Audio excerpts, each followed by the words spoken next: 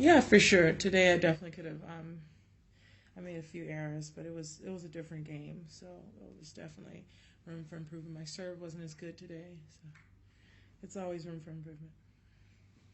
Serena, what do you remember most about when you played Maria for the first time here 11 years ago? It's one of the best matches I can remember seeing. I don't know. Um, down when I was down match point, and I just remember hitting it as hard as I could, and yeah, that's all I remember. And then I remember obviously winning, and that was really great. Is it one of the most memorable points of your career, you think? No, I've had a lot of down match points, semifinals, Grand Slams, so um, no, I wouldn't say.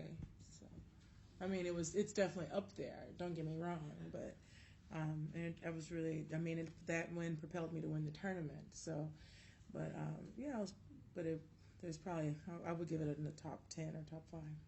What do you remember about the next match you played against her a couple years later in the final when you were unseeded in green dress and won easily? I remember at that point I wasn't expecting to get that far, and then when I was in the final, I just honestly didn't expect to be in the final, and I remember I made up my mind I have absolutely nothing to lose in this match, and I don't know, I just started playing really well because she was the favorite, she was number one, and I really didn't have anything to lose, so I was just like, hey, I'm just gonna go for broke. Have you been able to keep that attitude against her since then? Because it's been all wins since those two matches. Yeah, but every match is new. She always brings in something new and something special, and she's very consistent as well. So she knows how to be one player that's always consistently winning and training and working hard and winning matches. So. Do you feel like you go in with extra confidence against her, Serena, or do you feel like you both start from zero?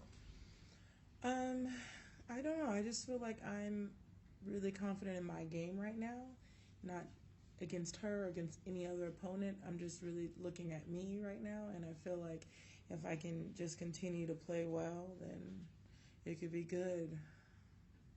Could you just talk about, in general and overall, the difference between the feeling you have when you win a tournament or a big match, the joy of those victories, versus the other emotion, just getting pissed off when you lose, and sort of the anger and frustration when you lose, just within you?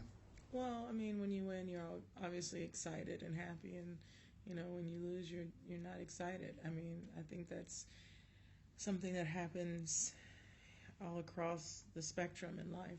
And even outside of tennis. So, I don't know. I just feel like it is something that is really different to play on such a high level, and then to win, and then to lose. And for you, which of those two motivates you more or gets you going? Well, for my whole career, I've been motivated by losses. So that's just been my thing. When I lose, I just get better. So each time I take a loss, I feel like I get better. So considering a good record against Maria, how do you prepare for that match? Do you look back at previous wins very often? Not so often. I really sometimes I do, but in this particular time, have been working on different things, and I'm just going to look forward to doing that. When someone has a long winning streak against another opponent, who do you think feels more pressure, the person who's winning or the person who's losing? I think the person who's winning could definitely feel the pressure, because there's a lot of expectations, and the person that's losing is like, well, I've lost, X amount in a row. I don't have anything to lose. So, but in this situation, I don't have anything to lose, because I'm just here. Every tournament for me is just a bonus at this point in my career. So it's an interesting place to be at. Serena, what's been fun for you this Australian Open, away from the court? Well, I went to the Botanical Gardens, just walking one day. I went to a costume shop the other day. What did you find? I found a sword that looked like He-Man. I tried to post it on my Snapchat, but I didn't have service, so it was a funny video though. And some late night Snapchatting with Golden Girls. Yeah, I haven't been doing anything. I've been spending a lot of time learning about myself this trip. I haven't really. It's been kind of sad. I've been like alone a lot. It's been kind of like boring. But What have you learned about yourself that you didn't know 2 weeks ago? I think I hate being by myself. As much as I always am like, I want to be alone, I don't think I like it so much. So it's just been, it's been long. I feel like I've been here for 3 months. Serena, I remember you saying at some point early on that you thought you were too old for Snapchat or something. You seem to have fallen for it now. No, did I? Is that on record? I know. I definitely felt that way a few months ago, but I don't know. Now it's become part of my life. Do you miss America a little bit? No, I love it here in Australia. So, not. I mean, no. I think I was just thinking, Florida has to be cold because of that storm that's hitting on the East Coast. So I was like, we're in really nice weather right now. I don't want to be a part of that blizzard. So. Serena, there's been a lot of hype this week about Daria Gavrilova's run, obviously now her being an Australian. I think you've played her once. What's your assessment? Do you have an opinion? Yeah, I played her once, but a while ago, and even then I thought she was a really good player, and I loved her personality and her attitude on the court and off the court. And it's always good to see young players like that too. And I know her because she used to train at the academy with Patrick, and so I kind of know her a little bit, so that's kind of cool too. Are you surprised at her run this week then? No, not at all.